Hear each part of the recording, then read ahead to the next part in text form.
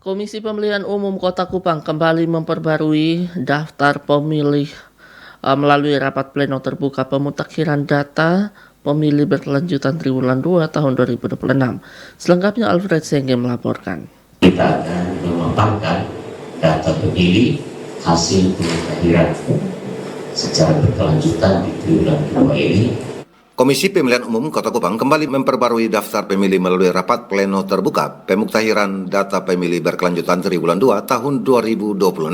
Hasilnya, jumlah pemilih di Kota Kupang kini tercatat sebanyak 294.049 orang. Rapat pleno dipimpin Ketua KPU Kota Kupang Ismail Manu dan dihadiri unsur Bawaslu Kota Kupang, pemerintah daerah, institusi kelembagaan termasuk TNI Polri, serta pemangku kepentingan lainnya.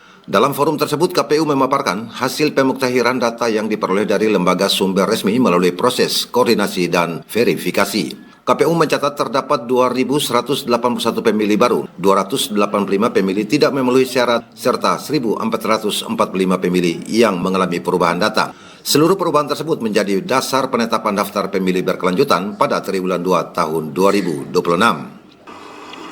Jumlah pemilih kita sampai dengan triwulan kedua 2026 itu laki-laki 144065, perempuan 149984, total 294049.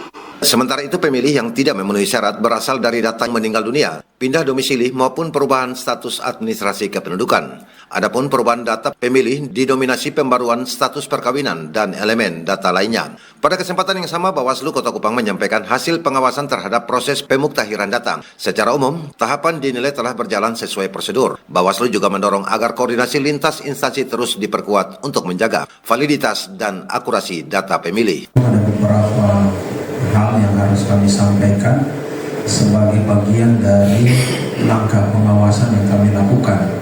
Nanti secara detailnya akan disampaikan oleh Pak Uda, tetapi secara garis besar untuk pengawasan terhadap pemutahiran data pemilih berkelanjutan ini kami Bawaslu melakukan dengan dua pendekatan, yaitu pengawasan secara langsung atau pengawasan melekat terhadap pencoklitan.